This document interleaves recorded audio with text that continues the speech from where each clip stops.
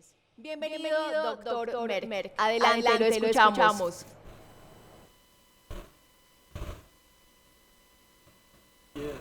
Bueno, muchas gracias y buenos días, buenas tardes a todos ustedes. Es un placer poder hablarles hoy sobre el futuro de los flujos de comercio marítimo en el futuro. Voy a tratar de resumir los primeros principales hallazgos de una mesa redonda que se llevó a cabo hace algún tiempo, que también se llama el futuro de los flujos del comercio marítimo, que básicamente es el resumen y conclusiones de la mesa redonda que organizamos. También consiste de varias diferentes trabajos o documentos presentados. A dos de ellos ya han llegado y otros documentos van a ser entregados pronto. Bueno, esa se trata de la diapositiva que esperaba poder mostrar a ustedes. Es posible mostrar la cubierta de estas publicaciones. Si no, bueno, simplemente continuaré con mi presentación. Básicamente, bueno, estas son las cubiertas de las presentaciones y los documentos que ya se publicaron, y como yo dije, va a haber otros documentos que van a ser publicados pronto. Estos documentos están disponibles públicamente en nuestra página web del Foro Internacional de Transporte. La siguiente diapositiva muestra lo que básicamente les dije lo voy a decir de próximos 25 minutos. Vamos a hablar sobre el futuro del comercio, de los flujos de comercio marítimo. Pensamos que hay dos maneras de estructurarlo o verlo así. Bueno, está la demanda del comercio marítimo y por supuesto también hay el lado del suministro. Cuando hablamos de la demanda, estamos interesados en el comercio marítimo mundial que continúa creciendo como lo ha hecho en el pasado, y también cuál va a ser la composición del comercio marítimo, cuáles van a ser los diferentes flujos que van a estar alrededor del mundo. Sobre el lado de la oferta, va a haber nueva infraestructura, se construirá, y hablaré sobre la iniciativa de Franja y Ruta China. También voy a hablar sobre los costos de transporte marítimo y cómo eso se van a desarrollar en el futuro. Y finalmente voy a hablar algo sobre los modelos de negocio marítimos nuevos, cómo pensamos aún sobre estos modelos que van a continuar en el futuro. Y de esto es lo que voy a hablar. Voy a comenzar con el lado de la demanda para comercio marítimo. Y esta es mi siguiente diapositiva. Básicamente muestra lo que ha sido los impulsores clásicos del comercio marítimo en el pasado. Esto es de uno de nuestros documentos, donde básicamente estamos tratando de predecir el flujo en el pasado, y lo que muestra es que hay una conexión muy fuerte entre el comercio marítimo y sus flujos y el crecimiento del Producto Interno Bruto. Y esto es básicamente para el comercio marítimo total y también para diferentes categorías de comercio, tal vez con la excepción posible del flujo de petróleo, donde el patrón es un poco diferente de lo que pudiéramos predecir. Entonces, el Producto Interno Bruto per cápita es un impulsor y también un predictor importante para el crecimiento. La pregunta, por supuesto, sería, ¿va a continuar creciendo el comercio marítimo como lo ha hecho en el futuro? Y la siguiente diapositiva nos muestra en dónde han estado los crecimientos durante el último par de décadas, básicamente. Y lo que vemos aquí es básicamente que la mayoría de las décadas donde creció el comercio marítimo muy rápidamente, con la única excepción tal vez entre 1980 y 1990, donde el crecimiento fue un poco menos que en las otras décadas. Pero también durante las últimas décadas, desde el 2010, ha mostrado aún así un crecimiento bastante fuerte en el comercio marítimo.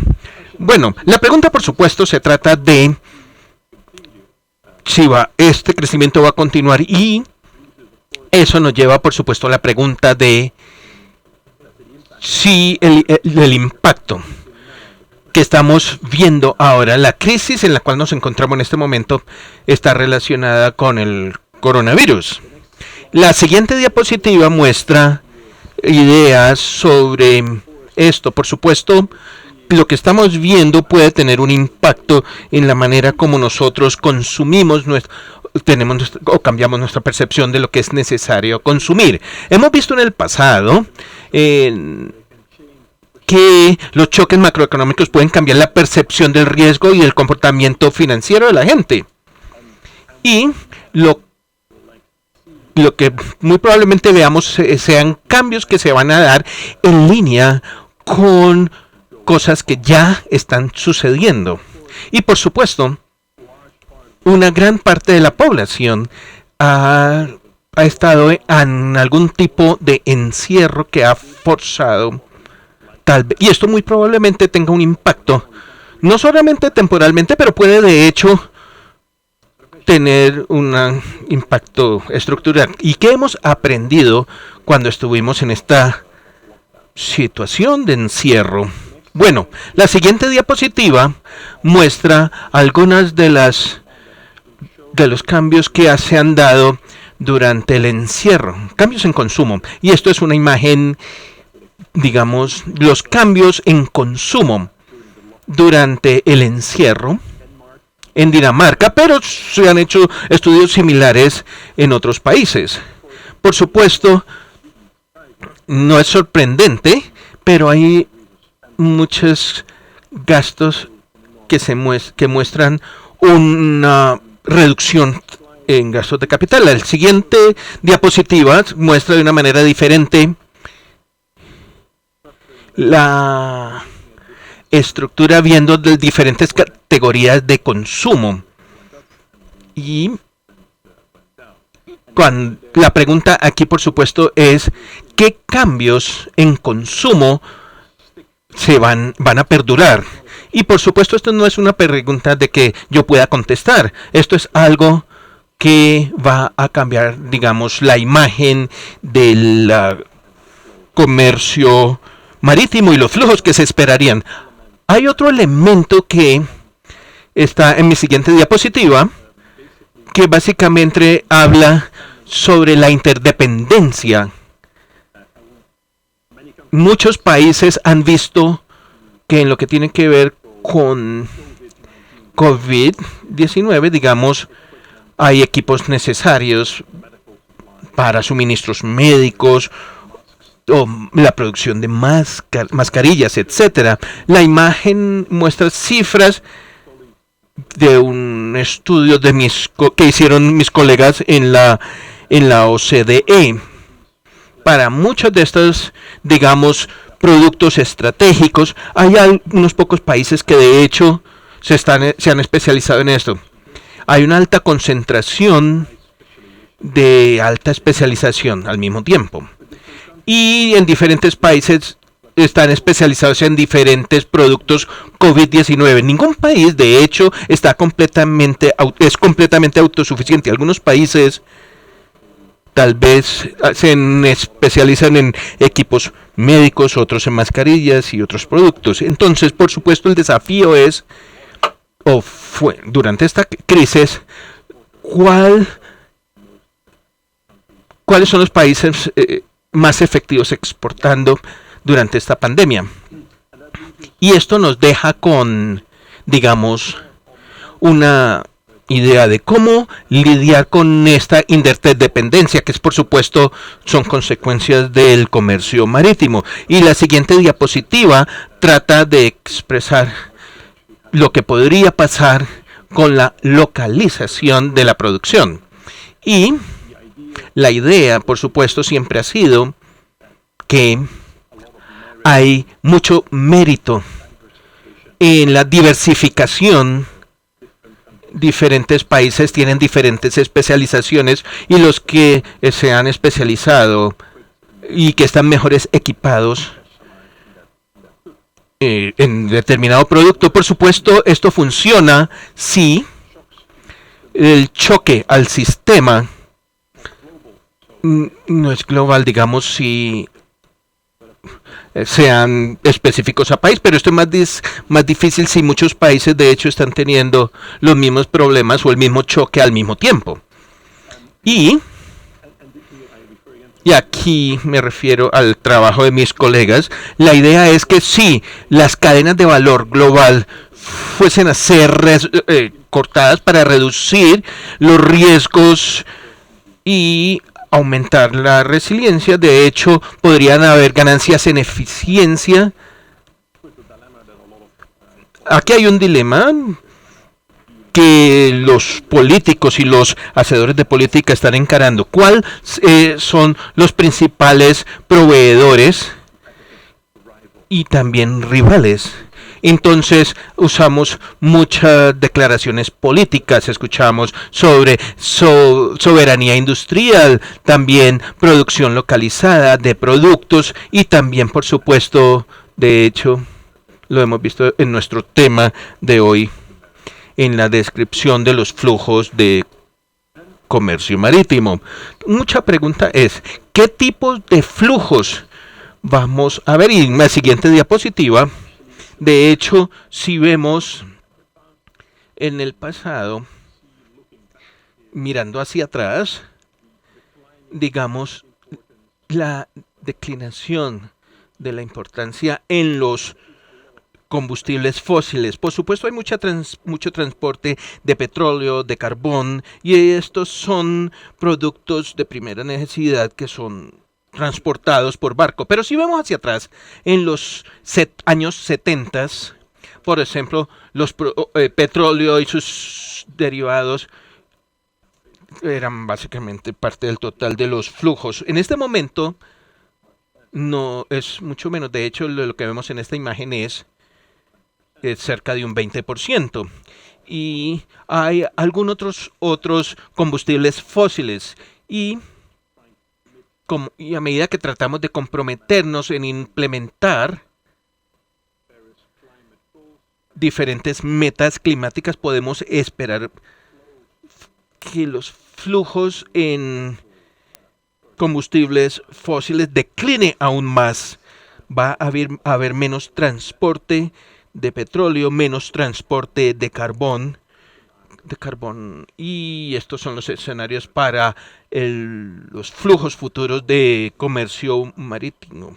Estos son uno de nuestros escenarios es la reducción de flujos relacionados del carbón en un 50% y relacionados con el petróleo un 30% en reducción en el horizonte del 2050. Entonces hablo sobre, digamos, los flujos, la demanda para el comercio marítimo y cómo es la composición de este comercio. Ahora paso a mi segunda parte, que está más relacionada con el lado de la oferta. Mi siguiente diapositiva ve el ángulo de la infraestructura. La idea, por supuesto, los flujos también están estructurados por infraestructura que existente y nueva también, que son inducidas por el flujo del comercio marítimo. El mayor ejemplo de esto es, por supuesto, la iniciativa de la Franja y Ruta de China. Y, por supuesto, es una iniciativa que es compleja para analizar porque es multifacética y es bastante flexible en cierta manera. Tratamos de estructurarlo a lo largo de diferentes objetivos y los vemos para el comercio marítimo. Podemos decir, de hecho, que hay 4 diferentes puntos en la iniciativa de Franja y Ruta. Uno de ellos es, digamos, que está más relacionado con el control de rutas marítimas existentes. La categoría, por supuesto, está relacionada con núcleos de puertos que están cerca de puntos marítimos. Estamos hablando, por ejemplo, en Colombia hablamos, por supuesto, del Canal de Panamá. Este es uno de los principales puntos de encuentro marítimo para los puertos con los cuales los puertos colombianos están conectados. La segunda categoría está relacionada con encontrar rutas alternas, tratar de pasar alrededor de las rutas existentes. Por supuesto, esto tiene que ver con nuevas rutas, del tipo de maneras de llegar a los puntos. Un ejemplo de esto sería la idea de Nicaragua, un canal de Nicaragua, de hecho, para pasarse el canal del Panamá, circunvencionar el canal de Panamá. Un nuevo proyecto sería nuevos puertos que están ahí para crear nuevas oportunidades de comercio que se den cerca en productos estratégicos o mercados de exportación, más relacionado con cambiar algo del tráfico a enlaces ferroviarios y conexiones ferroviarias. Y digo esto porque esto también tiene un impacto, por supuesto, en los flujos de comercio marítimo, y tratamos de ver qué es lo que ha estado dándose hasta ahora. En la siguiente diapositiva vemos que en las mismas categorías, tratando de ver en la siguiente diapositiva, en lo que tiene que ver con el control de, digamos, devolvámonos una diapositiva, en lo que tiene que ver con el control de rutas existentes, la falta de es marginal. El efecto en el comercio es básicamente marginal, pero esto es un área en la cual la iniciativa de Franja y Ruta China ha avanzado más, y ahí es donde donde se encuentra la mayor parte de la inversión, y también su desarrollo ha sido satisfactorio. En lo que tiene que ver con las rutas alternas, de hecho, ha sido bastante complicado llegar a hacerlo despegar. Muchos de los proyectos están en una fase en donde se ha completado o no han completado, no han empezado aún, o si están ahí no están generando mucha carga. En lo que tiene que ver con nuevo comercio, nuevos puertos para productos estratégicos, promete mucho en el comercio marítimo, pero está en etapa muy temprana, y el cambio de modo también está tomando un efecto bastante pequeño en el comercio marítimo. Estos son algunos de los efectos posibles de la iniciativa de Franja y Ruta China. Y unas pocas palabras sobre mi siguiente diapositiva va a hablar sobre, por supuesto, los costos de transporte. Hay regulaciones relacionadas con el ambiente que ya ha aumentado algo de los costos de transporte marítimo, que se podría esperar que se dé mucho de esto en el futuro también. Mucho de esto tiene que ver con, por supuesto, la estrategia para reducir las emisiones de los gases de efecto invernadero del transporte de carga. Y para llegar a estas estrategias también puede haber el precio del carbono, y esto también puede aumentar los costos de transporte marítimo. Y en algunos de los documentos que no han sido publicados aún, habla sobre cuánto podría costar en términos de impuestos. Calculamos que el precio de carbono que necesita ser implementado en las emisiones de gas de efecto invernadero en el transporte de carga. Aquí entraría un impuesto de $50 por tonelada. Entonces el mínimo sería 50 y el máximo sería cerca de $250 por tonelada de carbón. Lo que esto quiere decir, de hecho, el precio de combustibles aumenta entre $1.50, 157 y $150 por tonelada de combustible, lo cual es, de hecho, y ustedes pueden traducir eso en un 20% del 130% de aumento en el precio del combustible. Entonces, un 20% al 130%, un aumento. Lo que esto quiere decir es que el 20% de aumento en el precio del combustible, de hecho, lleva al precio de importación promedio del 1%. Entonces, el precio de importación aumentaría por 1% si se hace, aun si a un aumento del 130% del precio promedio de importación, aumentaría solamente un 0,5%. Entonces, estos son muchas cifras, pero básicamente están diciendo que si ustedes son serios sobre implementar una estrategia que pueda llevar a un aumento promedio en precios de importación de un 1%, entre 1% y 6,5%. Por supuesto, esto es diferente de acuerdo a los países, a los productos. Estos son simplemente cifras. 1%, 6,5%, pero es considerable al mismo tiempo.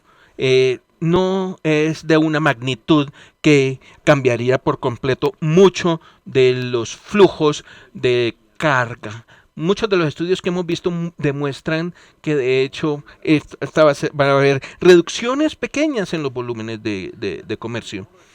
Hay otra discusión que continuada en el momento sobre, y es una amplia discusión sobre compañías multinacionales, y por supuesto hay medidas que van a tener un impacto en el sector del transporte de carga. Entonces esto se trata de los costos de transporte marítimo, y el último punto que quiero hacer se trata de los modelos de negocios marítimos, y esa va a ser mis siguientes 2 diapositivas.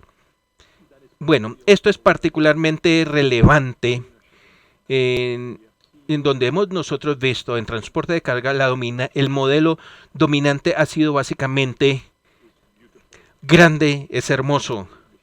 Entonces los barcos han sido más y más y más grandes en cada par de años, lo cual quiere decir, yo pienso que durante los últimos 2 décadas hemos visto triplicarse el volumen promedio de los barcos.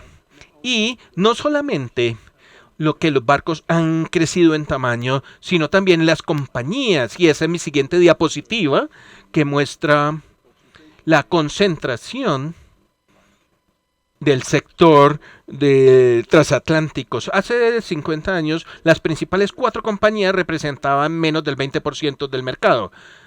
En este momento se trata de más del 50%.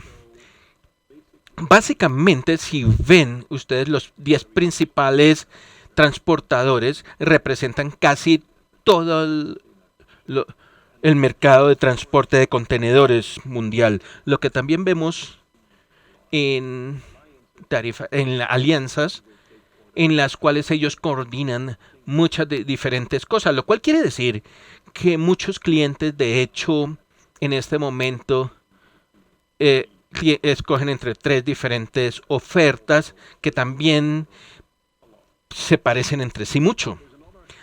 Hay otro elemento, la cual es mi siguiente diapositiva. Lo que ha pasado con el tiempo es que también se ve más y más una integración vertical. Las líneas grandes han extendido el negocio también a puertos y también a transporte terrestre. Esta imagen muestra cuántos operadores de terminales independientes hay compararlo con los que están integrados con los transportadores. Y estos operadores integrados de terminales están dominando los terminales en los cuales hace 10 años era un 80%, hoy en día es el doble, mostrando que es casi 40%. Y esta es una tendencia que muy probablemente continúe. Digo esto por dos razones. La primera es que, por supuesto, esto tiene un impacto en los clientes, primero, tiene un impacto en los transportadores, en las firmas de exportación e importación. Esto tiene un efecto también en los puertos, los impactos en los transportadores, por ejemplo, debido a la estrategia de que grande es hermoso, hay menos opciones en ofertas, también hay menos conexiones frecuentes a los puertos en los cuales están interesados, y hablamos sobre desarrollos generalmente también a nivel de servicio no ha realmente mejorado. En lo que tiene que ver con los efectos en puertos, lo que hemos visto es un aumento de posiciones de poder de negociación. Las compañías de transporte también pueden negociar sus alianzas y de hecho a menudo están gestionando a pelear a los puertos entre sí. Entonces están pidiendo más y más estructuras, están pidiendo menos tarifas más bajas, pueden fácilmente ir de un puerto a otro, de una terminal a otra, si no están recibiendo lo que quieren. Esto es una cosa. Lo otro, por supuesto, es que este modelo parece estar llegando a su límite. Entonces, digamos que ir, del barco más grande a un barco todavía más grande no va a traer muchas ventajas para las líneas de transporte. Crear una compañía marítima más grande todavía probablemente no traiga ventajas. De hecho, tal vez hayamos llegado a los límites de este modelo en el cual grande es hermoso.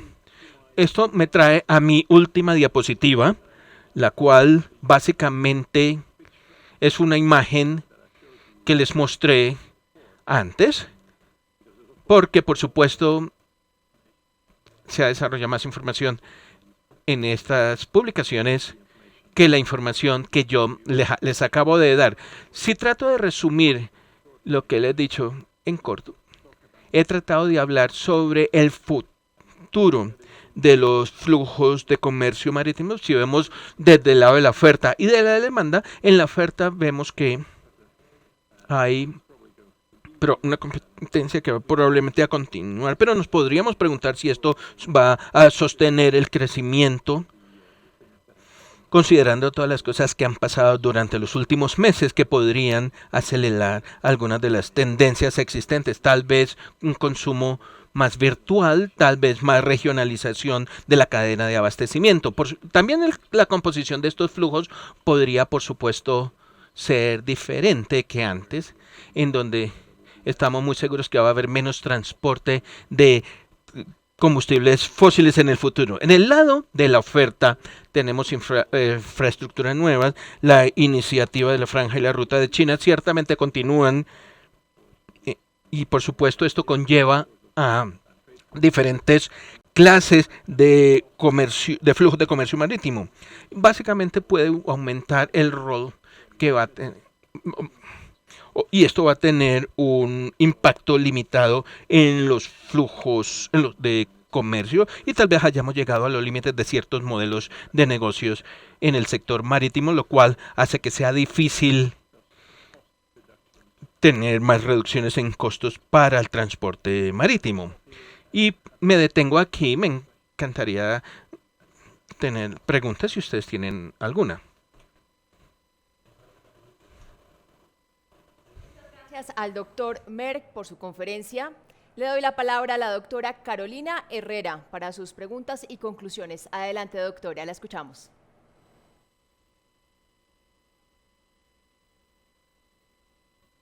En nombre de la Andy me gustaría agradecerle por haber estado con nosotros hoy. Realmente es un placer tenerlo a usted.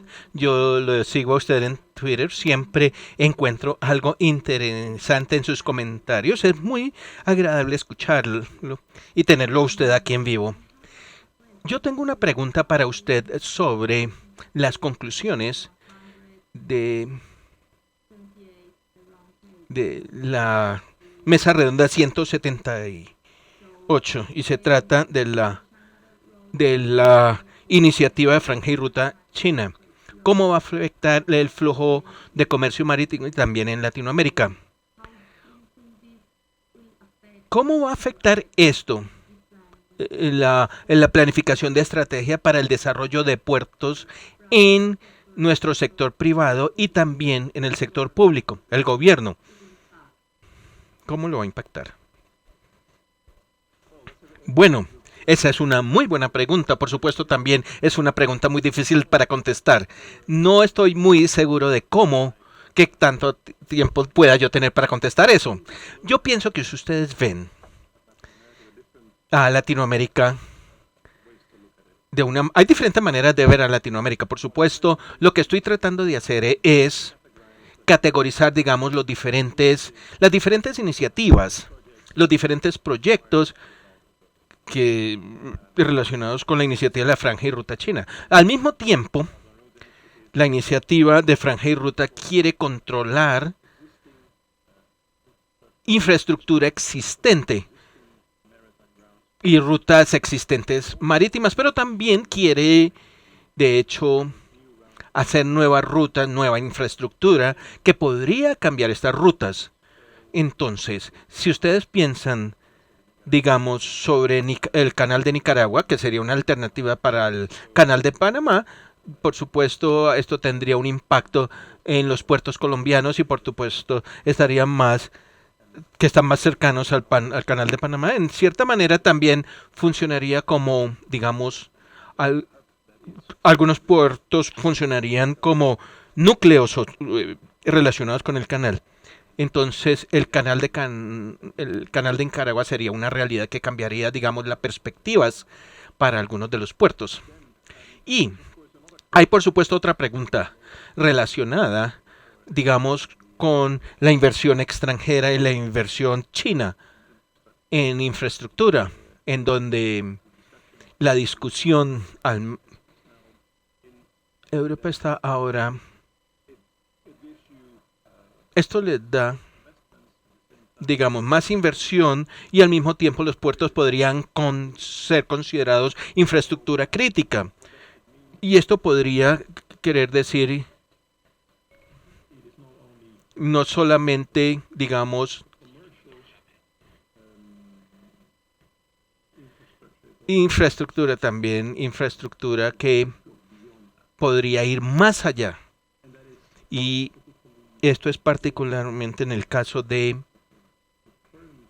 las firmas que están implementando la iniciativa de la Franja y Ruta. Son empresas que no solamente comerciales, sino también en algunos casos tienen objetivos políticos.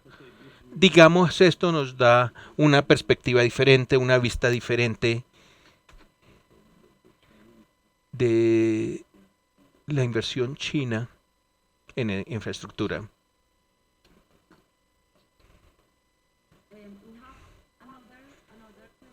Tenemos otra pregunta sobre esta parte del público. Espero que podamos hacer esta pregunta también a usted.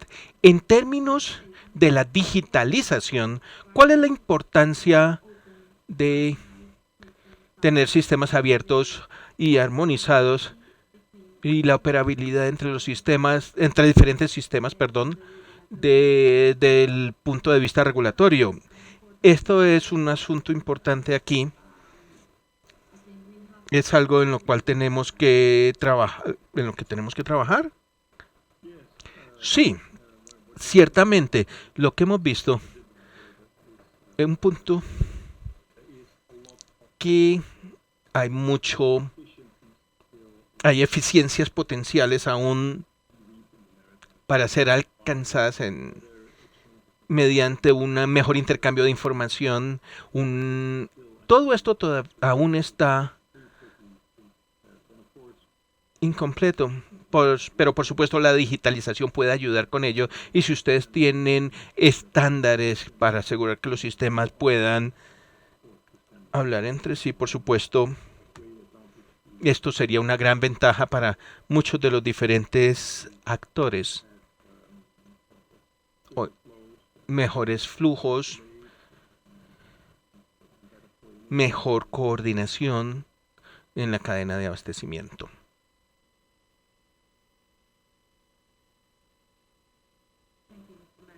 Muchas gracias, señor Merck. Finalmente, quiero decirle que su presentación nos muestra que ha habido cambios. Algunos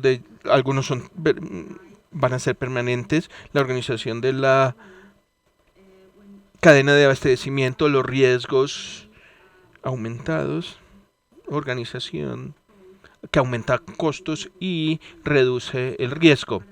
El paradigma de los barcos más grandes han llegado a un límite, yo creo.